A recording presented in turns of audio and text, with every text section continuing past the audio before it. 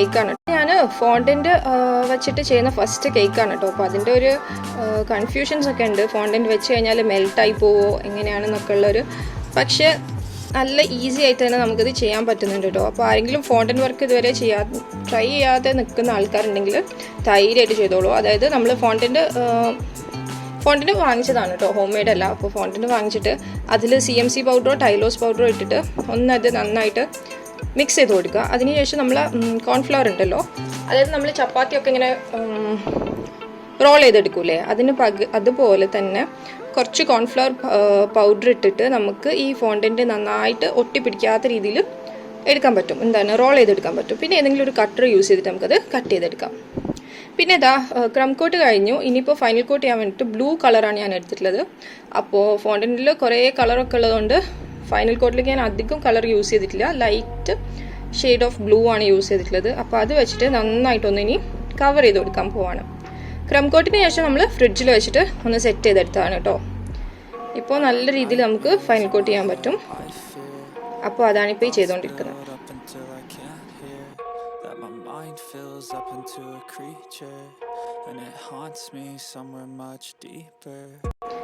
ഇപ്പോൾ നല്ല രീതിയിൽ നമുക്ക് ഫൈനൽ കോട്ട് ചെയ്യാൻ പറ്റും. അപ്പോൾ അതാണിപ്പോൾ ഈ ചെയ്തുകൊണ്ടിരിക്കുന്നത്. നമ്മൾക്ക് വേണ്ട ഡിസൈൻ ഇതിൻ്റെ മുകളിൽ നല്ല രീതിയിൽ തന്നെ വെക്കാൻ പറ്റും. കാറോ അല്ലെങ്കിൽ ഫ്ലവേഴ്സ് ആണെങ്കിലും എന്താണെങ്കിലും നമുക്കത് നല്ല രീതിയിൽ തന്നെ അതിൻ്റെ മുകളിൽ സെറ്റ് ചെയ്യാനായിട്ട് പറ്റും. ഫസ്റ്റ് ടൈം ചെയ്തപ്പോൾ തന്നെ ഞാൻ നല്ല ഹാപ്പിയാണ് കേട്ടോ. അപ്പോൾ ഫോണ്ടന്റ് ഇനിയും ട്രൈ ചെയ്ത് നോക്കണമെന്ന് താല്പര്യമുള്ള ആരെങ്കിലും ഉണ്ടെങ്കിൽ ഒരു 250 ഗ്രാമിൻ്റെ ഫോണ്ടന്റ് വാങ്ങിച്ചിട്ടൊന്ന് ട്രൈ ചെയ്ത് നോക്കിയാൽ മതി. പിന്നെന്താ, അധികം ടൈം ഷാർപ്പ് എഡ്ജിൻ്റെ മേലെ ഞാൻ സ്പെൻഡ് ചെയ്തിട്ടില്ല. അതുകൊണ്ട് ഈ ഒരു ഡിസൈനാണ് ഞാൻ ചെയ്യുന്നത്. എളുപ്പത്തിൽ ചെയ്യാൻ പറ്റുന്ന ഒരു ഡിസൈനാണ്. നമ്മൾ പാലറ്റ് നൈഫ് വെച്ചിട്ട് തന്നെ ഒന്നിങ്ങനെ തൊട്ട് കൊടുത്താൽ മതി. അപ്പോൾ അതിന് ശേഷം വീണ്ടും ഫ്രിഡ്ജിൽ വെച്ച് പുറത്തേക്ക് എടുത്തിട്ട് ഞാനിതാ ഫോണ്ടന്റ് സെറ്റ് ചെയ്ത് കൊടുക്കുകയാണ് കേട്ടോ.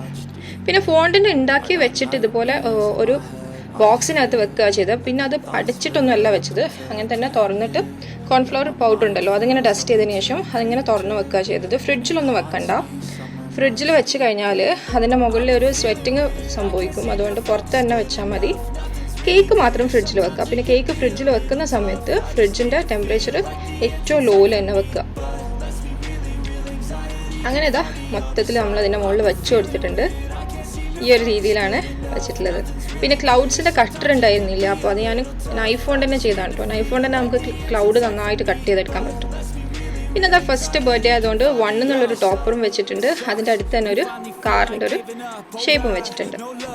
പിന്നെ പേര് എഴുതാൻ നെയിം കട്ടേഴ്സ്, ആൽഫബറ്റ് കട്ടേഴ്സ് ഉണ്ടായിരുന്നില്ല. അതുകൊണ്ട് ഞാൻ ഫോണ്ടന്റ് ഇങ്ങനെ റോൾ ചെയ്തിട്ട് അങ്ങനെ തന്നെ പേര് എഴുതാ ചെയ്ത്. അങ്ങനെയും ചെയ്യാൻ പറ്റും. നമുക്ക് എളുപ്പത്തിൽ തന്നെ പേര് എഴുതിയെടുക്കാൻ പറ്റും. മറ്റേ വിപ്പിംഗ് ക്രീം കൊണ്ട് എഴുതാൻ ബുദ്ധിമുട്ടുള്ള ആൾക്കാർക്കൊക്കെ ഇങ്ങനെ വേണമെങ്കിലും ട്രൈ ചെയ്യാം. അപ്പോൾ ഇതാ നമ്മളെ കൈ കൊണ്ട് ഏത് ലെറ്റേഴ്സ് വേണമെങ്കിലും നമുക്ക് എഴുതിയെടുക്കാം. എന്നിട്ട് നൈഫ് വെച്ചിട്ട് അല്ലെങ്കിൽ പാലറ്റ് നൈഫ് വെച്ചിട്ട് നല്ലോണം ശ്രദ്ധിച്ചിട്ട് കേക്കിൻ്റെ മുകളിലേക്ക് അത് വെച്ച് കൊടുത്താൽ മതി. അപ്പോൾ ഇതാ അടിപൊളിയായിട്ട് നമുക്ക് പേരും കിട്ടിയിട്ടുണ്ട്. അപ്പോൾ ഇതായിരുന്നു നമ്മുടെ കേക്കിൻ്റെ ഫൈനൽ ലുക്ക്. കേക്ക് എല്ലാവർക്കും ഇഷ്ടമായിട്ടുണ്ടെന്ന് വിചാരിക്കുന്നു. നമ്മുടെ വീഡിയോ എല്ലാവർക്കും ഇഷ്ടമായിട്ടുണ്ടെന്ന് വിചാരിക്കുന്നു. അപ്പോൾ ഇനിയും ഇതുപോലത്തെ നല്ല അടിപൊളി വീഡിയോസായിട്ട് നമ്മൾ വീണ്ടും വരുന്നതായിരിക്കും. എല്ലാവരും വീണ്ടും നമ്മളെ വീഡിയോസ് കാണുക, ലൈക്കും കമൻറ്റും ഷെയറും ഒക്കെ ചെയ്ത് സപ്പോർട്ട് ചെയ്യുക. അപ്പോൾ മറ്റൊരു വീഡിയോ ആയിട്ട് നമ്മൾ വീണ്ടും വരുന്നതായിരിക്കും. അതുവരേക്കും ബൈ.